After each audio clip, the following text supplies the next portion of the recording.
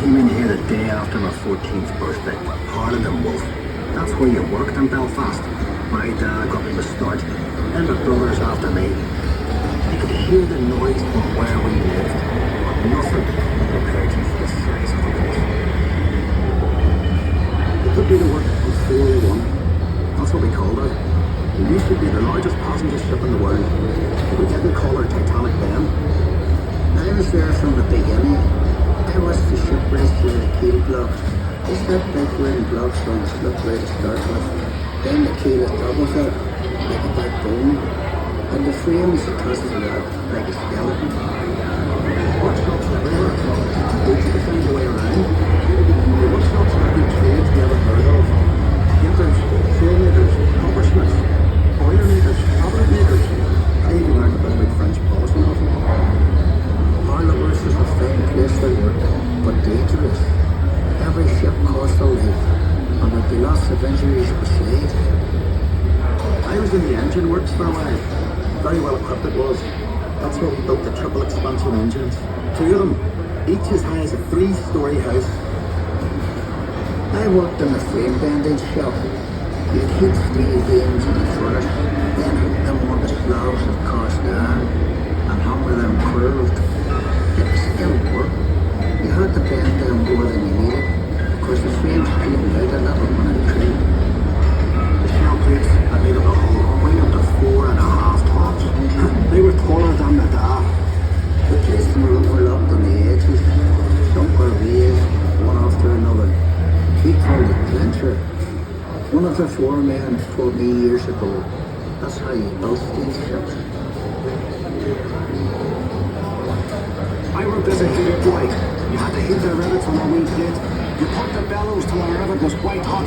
Then you get a hold of it with your tongs and throw it up to the catcher. And he put it in the hole in the plate and hold it up.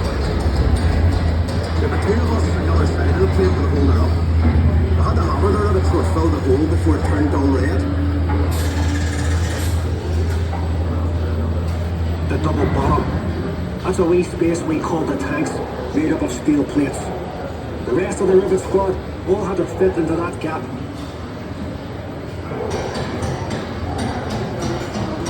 One of the 4 men would check each rivet with a special hammer. If it made a ringing sound, we'd have to get back and chase it out after work. I get scared working down with double bottom. You only had candles for light, and the constant hammering against the shell plates. You could hear it all over Belfast. Some of those boys ended up stone deaf, so did I. We were paid 31 bob a week. The heater boy and catcher did 16 bob. And we all worked the same 54 hours. The upper deck was steel too, and part of the strength of the ship. There's no straight lines on a ship, and when you look down the weather deck, you can see the sheer of the hull was stuck to reflection at sea. The stern frame had to be strong enough to take the rudder turning in heavy seas. You'd have all these timbers and guy wires to steady the frame, and men scurrying around like ants underneath. When we came to launch day, I was torn between pride and fear.